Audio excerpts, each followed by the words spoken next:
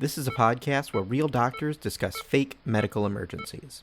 That means that unless Charlie work isn't covered by workers' comp, this podcast is not medical advice. If you need medical advice or medical care, please contact your doctor. Hi, everybody. I'm Jackson Vane. And I'm Johnny Kolosinski. You might remember me from such podcasts as That Boy's Soul, a guide to spirituality and musical theater. I know where that was going. That's terrible. This is Hi Everybody, a Bad Medicine podcast. Every week we talk about what Hollywood gets right and wrong about medicine and how the body works. You can find this podcast online on Facebook, Instagram, and Twitter at Hi Everybody MD or at www.hieverybodymd.com. You can also call us, text us, leave us a message at 530-DOCTORB. That's 530-DOCTORB, which stands for Bear Trap this week, which I think is fitting for this entire escapade of 2 episodes we're going to be dealing with. I thought it was going to stand for Brady, as in Tom Brady, because we are going to... Boo earns indeed. We're going to be talking about 2 episodes of It's Always Sunny in Philadelphia. Yeah.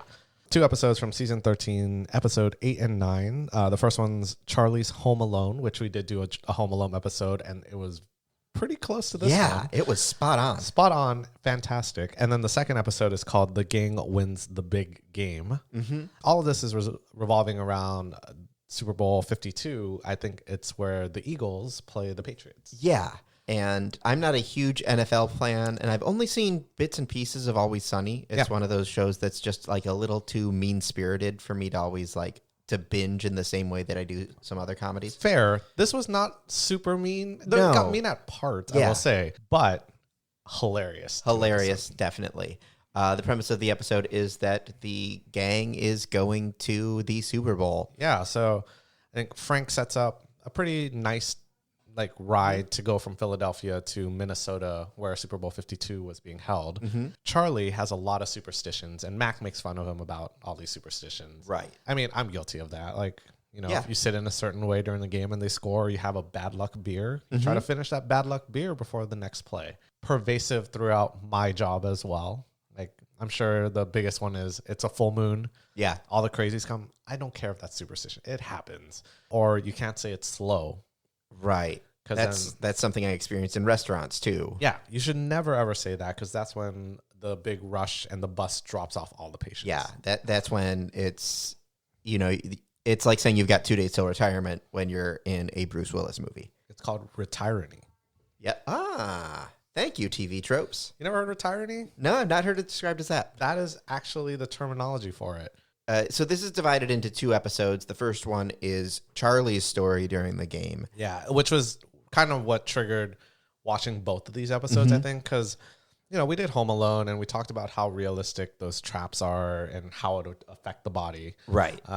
And remembering how little of that movie was traps was probably the most disappointing thing about rewatching it now as an adult for this podcast. There was probably about as much time spent in traps in a 22-minute episode of Always Sunny in Philadelphia as there was in all of Home Alone 1. Yeah, but they start it the same exact way as Home Alone, where I think shot for shot, but also it starts off with, sometimes I wish you would just disappear. Mm-hmm.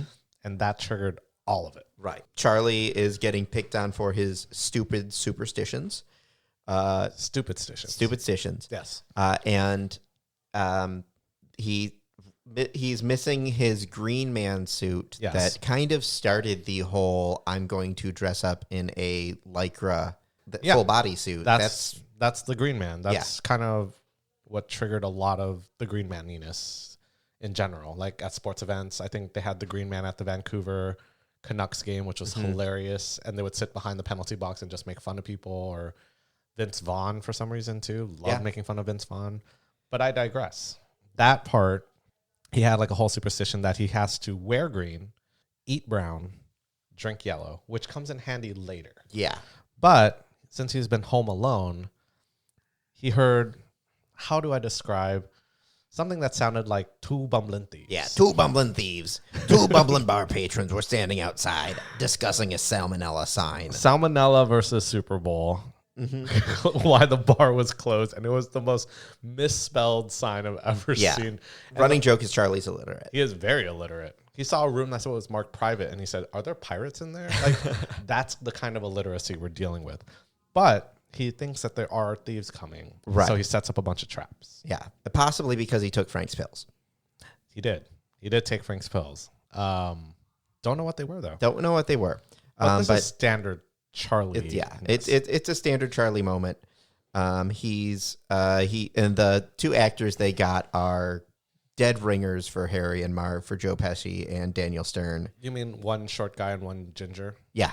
He hears them outside, thinks the bar is going to be robbed, so sets up the traps from Home Alone. Yes.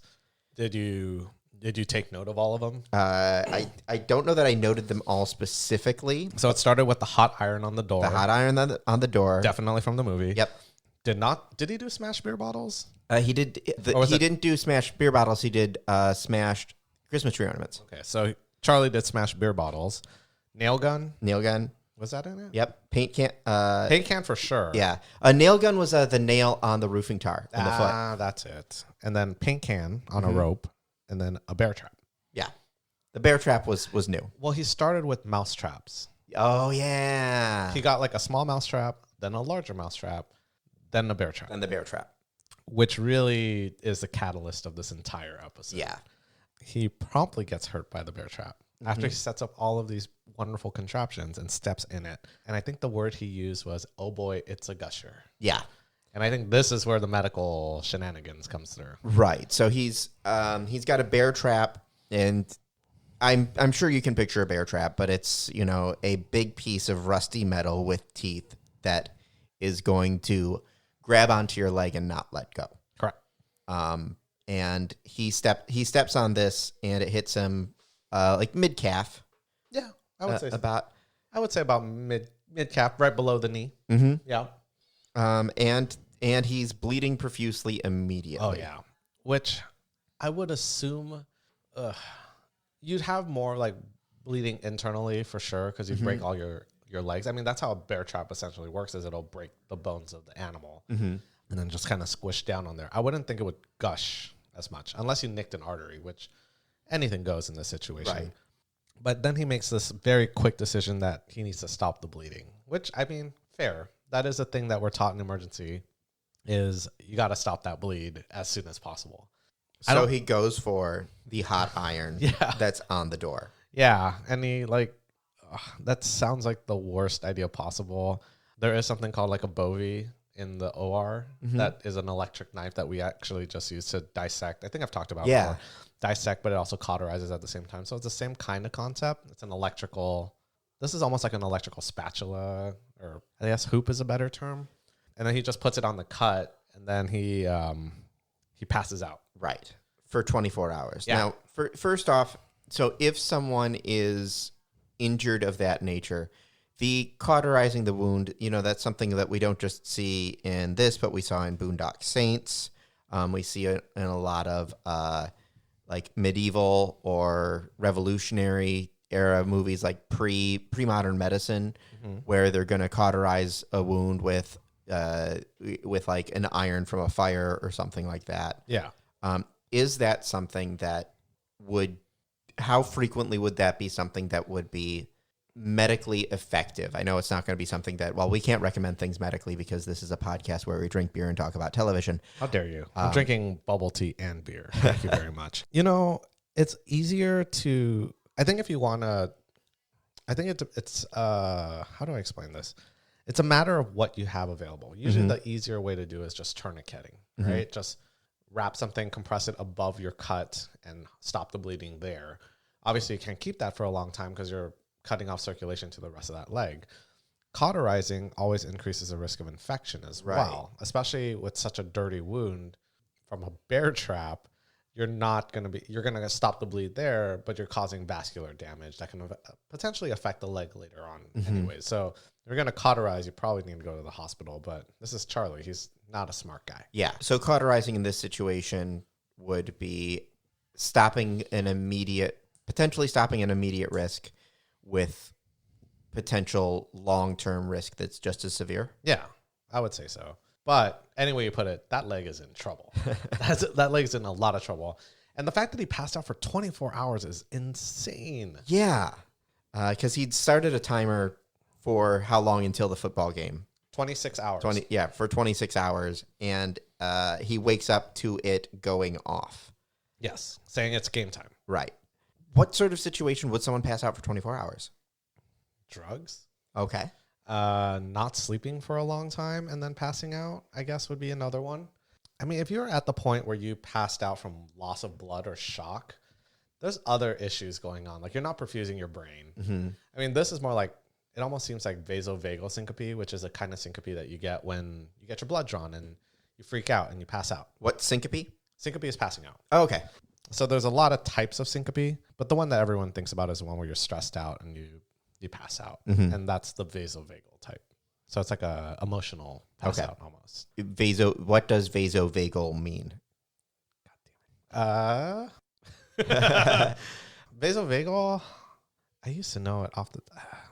It's obviously named for... so it's... Okay. Steve Vasovagal. I mean, it is discovered passing out in 1923. Yes, so vasovagal comes from John Q. Vagel. John V. Vagel. The middle V stands for vasal. Right. It's also called reflex syncope. So it's basically your blood vessels kind of dilate and your vagal system helps you kind of maintain blood pressure and all that stuff. So if you kind of mess up that system, you can't properly compensate blood pressure changes and then you pass out. Okay. I believe that is the easier way to think about it, but it's all related to the nervous system. So when your nervous system is overwhelmed, it's not doing the things that it needs to do to maintain your blood pressure. Okay. If you want to think of it as the most simplest term possible, thanks to Dr. Vagel. I mean, I'm pretty sure there's no Dr. Vagel, but if there is, I'm going to sound so dumb. If there is, you're welcome to come on the show, Dr. Vagel, and tell us all about. You can call us at 530-DOC-TORB. Yeah. But yeah, so he does pass out. But yeah, passing out for over 24 hours is absolutely not good. Right. Especially if he had, the sort of injury that was causing him to pass out, that even with cauterizing it, that injury is not fixed. Correct. It is a Band-Aid at best. And then just a weird side note that I noticed was there was like a pool of blood next to him, right? And the cautery was still in it. Usually if you're cauterizing blood for a long time, it bubbles and then it clots and turns into like little chunks and stuff. That was just a pool of water. So a little odd on that part. Because blood's still going to clot if it's outside the body. Yeah, the coagulation cascade has begun, so you're still going to clot outside the body, right? Like, that's why when you get your blood drawn, they put it in tubes, but they have like an anti-clotting agent. Yeah, that's the yellow guck at the bottom of it. Yeah, that they shake up. Because otherwise, if you just pour it into something, it's just going to muck up and turn into like a clump. It's why vampires, can't store their food easily. Yes, but it's also why mosquitoes have an anticoagulant saliva. Yeah. So that they can continue. That I did know. You did know that one? I mean, that's actually what people generally have the itchy reaction to, isn't it? I think it's one of the factors causing the itchiness, histamine reaction. Mm-hmm. Yes. So that's named for berry Q histamine. Correct. But yeah. So then moving on that weird ass episode, he starts hallucinating. Yeah. Well, he doesn't start hallucinating immediately, does he? He needs to eat brown and drink yellow. He starts his color ritual. Yeah, that's right. His color ritual. So he needs to eat brown and sees a rat. Yes. And so he saves the rat from a mouse trap because he knows what it's like to be trapped and he wants to take care of the little guy. Yes, very kind. Mm-hmm. But then he realizes the rat is a brown rat. Yeah. And that's one of the criteria on Charlie's color ritual. So he eats the rat and then immediately regrets it. Yeah, he eats the rat live. Yes. And then he immediately gets sick. Yeah. I think like at one point he like spaces out and passes out too a little bit. Yeah. So he definitely loses it there. Right. And he pukes up the rat and it's really, it looked like the pink slime from Ghostbusters 2. Yeah, that's a good description. That didn't seem right to me. Well, it depends. I don't know what the rat meat was like. Okay. I've never eaten rat. Not live rat. I mean, obviously. But, I'm trying to think. Would his vomit probably would be darker, I would assume. Right? Because if live blood hits acid, it'll curdle and turn into like coffee grounds. And he wouldn't have eaten much beforehand, like at least in 24 hours. Correct. So he would have. He wouldn't have anything to throw up other than rat. Yeah. And like what? Like stomach acid and bile? Bile is probably not bile, but at least stomach. Okay. Most likely just stomach acid, which will be yellow. So, yeah. The colors don't match. It should be orange. Okay. Right? If we play with our primary colors, red plus yellow equals orange. So I would assume that he should have not a color theory podcast. I mean, obviously, but from what I know about colors, red plus yellow does equal orange. So I would assume he would have an orange for sure.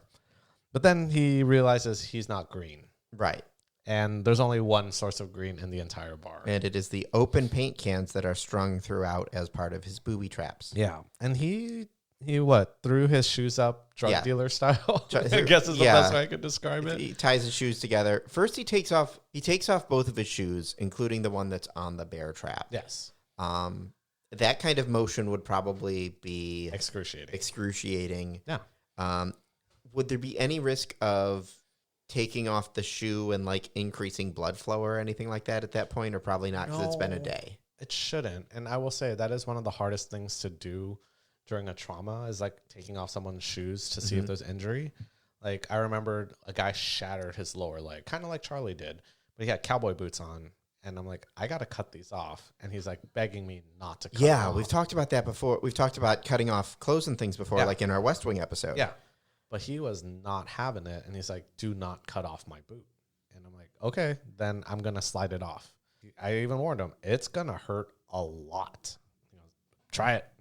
And it was just screams, all it was. And the worst part was his foot was like, or his lower leg was shattered. So you're basically taking off a hard part suspended by dangly squishy bits. So it was like removing a bag from a shoe. Yeah. Or that's essentially the way to think about it. It was not fun. Yeah, I bet. So I would assume that Charlie would think this was not fun either. So yeah, he was not having a good time. Yeah. Eventually he does chew through the rope to lower it down, drops it on his head, but gets green on him. Yes. But he also sustained like a pretty bad head injury too. I mean, he probably cracked his skull, and given that mechanism of injury, he probably has a bleed. Do you think even with a mostly empty paint can? I don't know. The way they set it up, it felt like there was more than just empty. Yeah. Right? Like an empty paint can's not much of a trap. Right. But Charlie's not much of a... That's true. He's not much of a smart guy. A guy who think good. Yeah. Not a home improvement podcast, but the fact that those paint cans were open and there was wet paint after 24 hours. Yeah, that's some bad paint there. Or good paint. I guess, but that means that paint's not drying for a long time. Yeah. Like that's kind of maybe that's where the anticoagulants went. God. Potentially.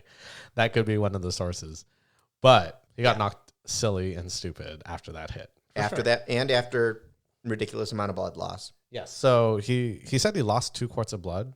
Yeah, but he said that his hallucination said that. So would you guess how much blood circulates through your body? About 2 quarts. No. About 4 quarts? No. About 8 quarts. Down. About 6 quarts. So 5 quarts. Some good radio here. This is some bad Prices writing from you right here, but 5 quarts. So he's lost, 40% of his blood? Yeah. It's a lot. That's probably not alive after 24 hours. So you're hypovolemic shock or hemorrhagic shock at this time. So yeah, unlikely. You're not mentating properly, hallucinations. You're not talking properly. You're definitely not walking very well. And really doing anything functional. Do you think that it's reasonable for him to have actually lost that much blood based on the injury that we saw? I mean, you could lose it inside his leg. Okay. You know? There's places you can lose a lot of blood quickly that you wouldn't think about, like your scalp. Mm-hmm. We'll have patients that will come in with just a scalp laceration, and if we don't staple it shut and control that bleeding, they can bleed out and die. I mean, that's why it was an effective means of capital punishment in like the old times to get scalped. That because you've got so much blood that's going around your head to cool the brain. Correct. Well, not so much cool the brain, but just in general, everything up here has a lot of muscles. Okay. That's one of the reasons why. My, part of a theater degree said that I had heard that it was basically like a cooling system. I mean, it could be, but part of it that kind of counters it is, let's say you had a fever. That means you're just heating up your brain. That's true. Right? Plus, your scalp has your skull. So your skull also kind of insulates it a little bit. Or your brain, that is, from your scalp.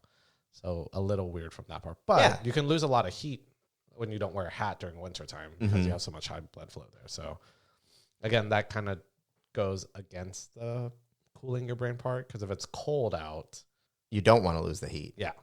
Yeah, that makes sense. Yeah, but that's kind of what this one was like. But then, he gets out of the trap because his own hallucinations tell him how to get out of said trap. Yeah.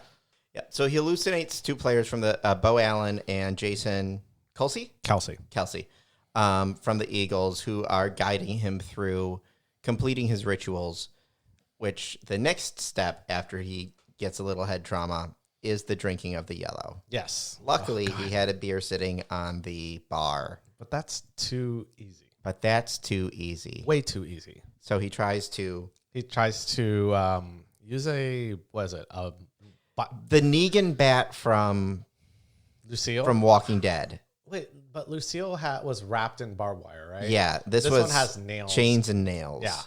And tries to pull it off of the bar. Fails. It breaks. It did not break. The glass was intact. Oh, you're right. The glass was intact. But the beer was not in it anymore. So there's only one other yellow thing that he can make. Right. And so he does make yellow. He looked mighty dehydrated. By the color of that. Yeah. Which, again, he didn't drink water for 24 hours. He bled a lot. So the weird thing is, I don't think the way this TV show kind of promotes it or presents it is like Charlie's not in shock because he's still making urine. Right. So one of the big ways we tell if you're like seriously in shock or in danger, uncompensated shock, is you're not making urine anymore. And the way you make urine is your kidneys will filter out all the blood, kind of pull out some water, and then pull out urea, and then dump it out. But if you don't have enough blood circulating, you can't really filter anything. Therefore, you can't make urine. Is urea just whatever it pulls out? Urea is one of the big things it pulls out. It can pull out sodium sometimes too, but it's trying to do like a water balance kind of situation and try to pull out fluid accordingly. But it's not like a catch-all term for bad crap coming out of your blood. So urea can be a product of like your blood breaking down. Toxins. It's like ammonia. It's like it has some kind of ammonia component in it, and that's what urea is. Yeah. So when your blood breaks down, it turns yellowish color. It's kind of like when you have a bruise, it starts out dark and then it goes green and then yellow and then goes away. The yellow part is the bilirubin part, and that's the part of the way you pee out. So when you pee and it's yellow, that you're peeing out some broken down blood too. So that's part of it. That's why babies get jaundice and then they don't get jaundice anymore. It's because they pee it all out. Because they've excrete it. Yeah. I guess is a nicer way to say it. But yeah. And he clearly is in shock though, because he's just a mess. And I'm surprised he was still able to make urine. But he was able to make urine. He made very dark urine. Yep. The color of the beer. Yes. He made a lot. It's a good amount. It was like, if that was a pint glass, then it was like probably 16 ounces. Like, it wasn't a full glass, but it was maybe a third full. So 4 to 6 ounces, depending on the taper of the glass. Considering for a guy who didn't drink water for 24 hours and has been losing blood for the last 24 hours, pretty good. Yeah. But fulfilled the third ritual and actually helped the team quite a bit. Mm-hmm. I mean, the team was not doing well until Charlie drank the pee, and then I think that's when Tom Brady in this situation fumbled the ball. Yeah. And then lost possession of it, and everyone assumed that the Eagles were going to win. Right. That's where they cut it. That's where they cut it. Well, no, they cut it just as Tom Brady gets possession back. With less than a minute to go. And then they cut to the next episode. Which is a good continuation of the episode because it kind of looks at the viewpoint of the people who weren't at the bar. Right. So Charlie, Mac. No, it's Mac, D, yeah, Frank. Sorry, yeah, Mac, D, Frank. And all the Philadelphia transients, basically. Yeah. The waitress, Rickety Cricket. Yeah. And then some other people. Yeah. Guy with small hands, D's ex-military boyfriend. Mm-hmm. Just Keith Dudemeister. Keith Dudemeister, for sure. Subway from Community. Yep. That guy. That guy is probably the best way to describe him. Mm-hmm. But it broke down. I think there's two distinct medical storylines, which is also like the general storyline too. So D having the grossest eye progression over 3 days because it's 24 hours from when they leave to when they get to when the game starts. So 2-ish days, right? Because it started already. Before, like she had a nasty case of pink eye, which it really wasn't pink eye, right? Because, and this is one thing I always stress to families is it's not pink eye until your eyeball is pink, right? Her eyeball was still white, but her eyelids were quite crusty. Yeah, her eyelids were, the eyes themselves, the eyelids and around the eyes were, by the end of it, both almost bright red. Yeah. And covered in a crusty guck. Yeah. This is going to be another time where I bring up the whole glass eye thing. I get that crusty guck on my prosthetic all the time. So a lot of times that crusty gunk is like eyelid or tears that crust over because, your nose is congested. You can back up tears, and tears are like salty and whatnot. So when they dry out, it's kind of like when you do your science experiments when you're growing up and you make crystals, like salt crystals. When the water dries up, you get nice, pretty salt crystals, right? Well, if you have an issue with the salt drainage and kind of clearing out properly, salt crystals can form. Mm-hmm. In this situation, I don't think it was just salt crystals. It was probably some bacteria in there too. It was just her eyelid, though. So technically, we call that a periorbital kind of cellulitis picture, which gets treated. Named for Dr. Periorbital. Correct. And is associate cellulitis. Yeah. Yes. Cellulitis. Cellulitis. Yes. Correct. That is actually who found it. This is either going to be a running joke for the rest of the series, or we will never address it again because we hate it. I can't do it with a straight face. It's terrible. But that's what it is. And usually that can present and progress to something much more dangerous where the eyeball gets infected. And that's the more worrisome part. But for her, she was so insistent that there was nothing wrong with her eye. She rubbed one eye, then rubbed it on the other eye just to prove a point. And that was an active cringe moment for me. Like, come on.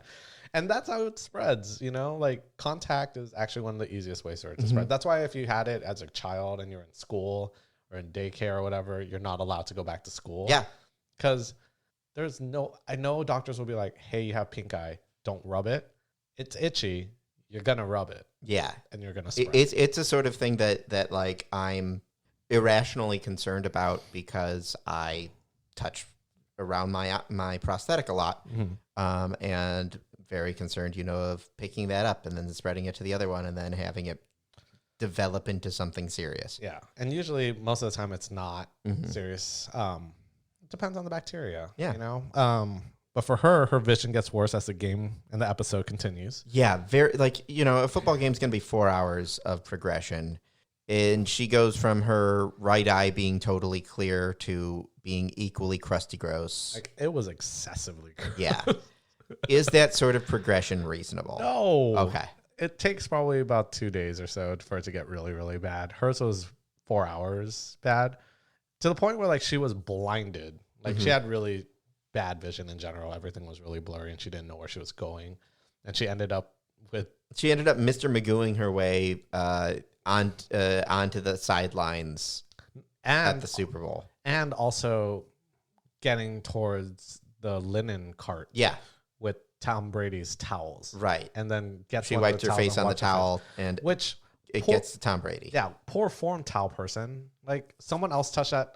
That towel's unfolded. Why are you putting that back in the folded towel pile? Right? Yeah. You don't want to use that anymore. That's gross. It's tainted. But Tom Brady was really wiping his face quite a bit. And that's how they won. Because he lost the Super Bowl because he got pink eye. Because he got instant pink eye. Which I will say this. There's no way that whole towel was contaminated with her rubbing her face. Unless she was like the whole, like every inch of it. Like the likelihood of him getting that into his eye is pretty low. Right. And even if he did get it into his eye, it would be more likely that he would... it would be more likely for him to get a piece of lint in his eye from the towel than getting pink eye from D. Okay. And if he did get pink eye, it would not be that game. It would be the celebration on the way home. Right. Meanwhile, Frank is developing his own ritual because he has developed kidney stones. It starts out with what? They hit a pothole? Yeah, they blow an axle on their bus. Yes. And Frank starts having severe gut pains. Yeah, he said it was like intestinal issues. Yeah. But he was grabbing his flank more than anything. And then I think when they get to the game, he says like he has to go pee a lot and has like the sudden continual urge to go. Right. And he knows what it is. Yeah. Like he's known from the beginning what's going on. It sounds like he has like a pretty big kidney stone in general that a piece just happened to break off and a piece of the iceberg floated away. Yeah. I guess is a good way to describe it. And that can happen. But usually people with that kind of level of kidney stone are constantly in pain. Okay. Because the renal capsule is not great about stretching or and inside if there's any kind of sharp pointy things. The renal capsule, is that near the kidney or is that near the outport? So that's what surrounds the kidney. Okay. So that doesn't like getting stretched. Okay. So it would be stretching out because the kidney stone is making the kidney Build like up. out of shape. Correct. Okay. But also inside, any kind of stretching in there in the calyces which are like kind of the collecting areas, getting stretched out would hurt a lot too. I'm pretty sure the calyces are the mothers of dragons. No, it's the mother of kidneys. Ah. But you also have a lot of painful receptors along the ureters, which is the tube from your kidneys to your bladder. Mm-hmm. So if something kind of falls off or gets stuck in there, excruciating pain. And then once it gets into the bladder, no pain. But once it goes through the final, how do you say, tube? Yeah. To come out. The exhaust port. Yes. If you have to go through the exhaust port, it's going to hurt a lot. Right. You don't have to have as good an aim to get it through, but it's going to hurt quite a bit. I know this is not a evolutionary biology podcast. Yes. What is the purpose of having... Is there a physiological purpose to being able to sense that kind of pain in the kidneys other than God hates us? Pass. I have no idea. It just sounds like hell. But I mean, okay, it's a warning sign that something bad's going on with your kidney. Awesome. Good luck fixing it. Yeah. I mean, you can do lithotripsy, but that didn't exist thousands of years ago. Yeah, that wouldn't be let's bang on you with a big rock. I mean, or sound waves. Or sound waves. Yeah.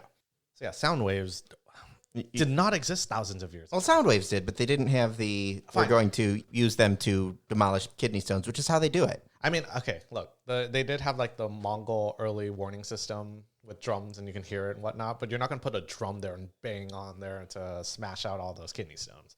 No way. Right. But the weird thing was him saying he was going to force out the kidney stone. You can't really force out a kidney stone unless you have some pressure behind it. Yeah. And the best way to get pressure behind it is with fluid. Right. And that's why the biggest treatment for kidney stones is making sure you stay well hydrated so you can build up that hydrostatic pressure to fire it out. Now, is this a situation where even though you want to stay, air quote, like finger quotes here, well hydrated, yeah, drinking a lot of beer will work because it's going to run through you. Yeah, but it's going to make you more dehydrated. It'll make you more dehydrated, but it's going to...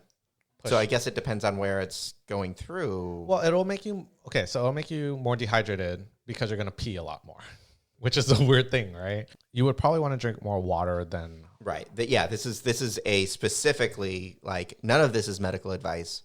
But what I just suggested is really bad advice. Yes. Drink more water, not more beer. Right. And for a guy who sends home a lot of patients with kidney stones with just pain management, telling them well hydrated, I do give them a strainer to strain their pee to catch the stone to make sure they pass it. But usually you'll know you passed it. Because you can feel it, because... You feel a lot that's better. I figured you'd know you'd pass it because that exhaust tube... You don't always see it if it's microscopic. Right, but you would still feel it. You'll feel it, but you'll feel better. Right, because that tube is also not stretchable. Correct. But it stretches to a certain extent. It'll still hurt. But I don't think you would hear it clanking. No. Yeah. Which does happen. Heard it in the urinal. Yeah, you'll hear like that. He dropped his keys. Oh my God. It sounded like he dropped a big pair of keys. And that's what told us that he felt a lot better. And I would imagine a stone of that size, the follow-up after the stone comes out, blood. Yeah. Lots of blood. From the urethra or from everywhere? Yes. Okay. All of it. Like, ouch. Symptomatically, though, I've not had a kidney stone, Same. knock on wood. Yeah. He seemed pretty spot on to me from what I understand of it. Yeah, he looked like a sweaty mess, and it hurts a lot, but he passed it. So maybe Danny DeVito just always has kidney stones. I mean, like since 1983. He sure walks like he does, like that waddle and the very upright. Oh no, that's just he's still in character as the Penguin. The Penguin has kidney stones. Yeah, that is comic. That's canon. Fact. Yeah, that is fact. Right, he definitely. Has it's why he's going. Yeah, it's just pain. It's just pain, and then waddling to the bathroom, and then peeing out blood. Yeah, that's his life. But Zack Snyder, call us. That does transition to the final part of the scene, or the final part of all of this, right? Which is Tom Brady. Yeah, you almost said Tommy Wiseau, didn't you? No, I was gonna say Tommy Terrific, and that also makes me disgusted. Oh God. Tom Brady has the ball. They call Charlie and say, "You got to do one of your superstitions." Right, and he's only got one left, and it's a brand new one. And it's one because they were winning the whole game while he was in the bear trap. He was in the bear trap. So he goes back. What a bad idea. Yeah. That leg is mush. I mean, obviously. So at this point, sticking your leg back in a bear trap. He probably would have fully amputated it. Honestly, at this point, that probably would have happened. Because like the bones aren't holding anything up, right? It's just like floppy dangly as I'm making this motion, which is great for podcast audio format. If it chops through it, plop, and end of episode, he's just hobbling around with no leg. Yeah. I don't even know where I'm going with that. No, there's no like, oh, how could we make that be a better decision for him? No, we can't do that. Honestly, that's not what this show is about. But for comedic effect, his leg falling off, Italian finger kiss. That was one of my favorite jokes in the first season of The Orville. Was they were teaching an android about humor, or like a robot about humor, and about practical jokes. And his practical jokes was to remove another character's leg in his sleep. Yeah, because they could grow them back, and it's just fine. It was like the first time that I felt like The Orville really used the fact that they are a science fiction show to create humor, as opposed to have a comedy that is set in sci-fi. Yeah. So it was one of my favorite moments early on. Future episode. Maybe. We'll find something. Yeah. I'm sure we will. But I think if you want to make this funny and keep the stakes high, I know I'm skipping past the question. Losing the leg, hilarious. Yeah. I mean, eating a rat, accurate. Yeah. Drinking his pee. I mean, feasible. What would the effects of that would be bad for you, but not. I mean, Bear Grylls drinks his own pee all the time. Does he though? Yeah. He gets paid a lot for it. Yeah. So I would think so. Like, I mean, it won't be bad for you, but if you do it over a long time, it will be bad for you. Because you're just bringing in all those. Correct. Not that this is not an essential oils podcast, but I know we're bringing in the toxins. Correct. Yes. But in this case, it's accurate because what you're filtering out your is legitimately toxin. Is filter out the toxins. Yes. So did he eat the asparagus? No, he did not eat the asparagus. Can you imagine? No, that would have been. Oh, that would have been only great. if he has the gene, though. Really? Yeah, because there's the gene that makes either you process asparagus normally or you process it in a way that your pee smells bad. Oh. It's one of the few on or off genes. Oh, I definitely have the one that makes you smell weird. But can you imagine? That would have made it really funny. Yeah. Also, increase the stakes. Yeah. Always good there. The D pink eye stuff. Yes, contagious. Unlikely to blind Tom Brady, but definitely made it really funny for this situation. Yeah. Worked out well. And I don't know, like, from a production standpoint, that there's a way that they could have safely made her actual eye pink for the shot. Big contacts. Oh, yeah. I guess that would have worked. Yeah. There's totally a way to do it. Yeah. But that would be too much work. Yeah. I mean, they spent all their money on outside footage from the Super Bowl. I'm sure they pay the NFL quite a bit of money for that part, which is dumb. But I think that's how I would raise the stakes. There's plenty of ways, but overall, enjoyed it. Yeah. I do have an important question. We've already answered one of them. Yes. The human centipede.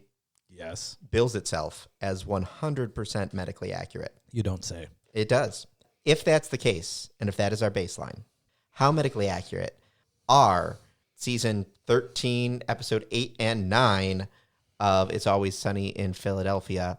Charlie's home alone, and the gang wins the Super Bowl? Wins the big game. You can't say Super Bowl. Oh, you can't say Super Bowl. Can't say Super Bowl. Oh, we are so getting sued for this podcast. You know we are. Yeah. Honestly, I would say it's about equally as accurate as the Human Centipede. So as a percentage? Actually, no, take it back. It's more. Okay. 150. Okay. Yeah. I mean, it is. Like, it does certain things right. And it generally portrays medical shenanigans correctly. Minor issues aside, it's relatively accurate. Save for the pink eye. That's pretty much the biggest egregious thing. And also Charlie's leg not falling off. Yeah. Yeah. That would be it.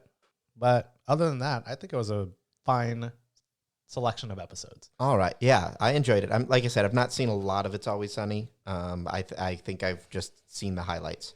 Yeah, and I think this is one of those episodes. It's one of the later seasons. Yeah, it was just 2 years ago. 2 years ago, and I think it hits a different stride than the earlier ones, which were a little more mean-spirited. Mm-hmm. Like, the mean-spirited now is just an establishment of the characters have been established as mean, horrible people, so they don't need to keep painting over the fact that they're bad. It's already built in. So that's why I can build off of that and turn it into what you just saw. Yeah.